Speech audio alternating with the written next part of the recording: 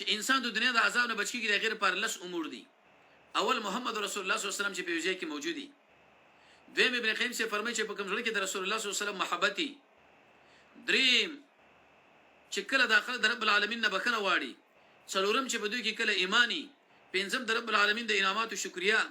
شپږم چې کله بده کې تزرعي. وم چې کله امر بالمعروف کوي. اتم چې کله نهي عن المنکر کوي. نهم چې کله دعاګانې غواړي. او لسم هغه اسباب استعمالوا چې په هغه باندې سړی د قران او سنت د عمل امتثال ورمانه کوي او دا ورمانه راځي.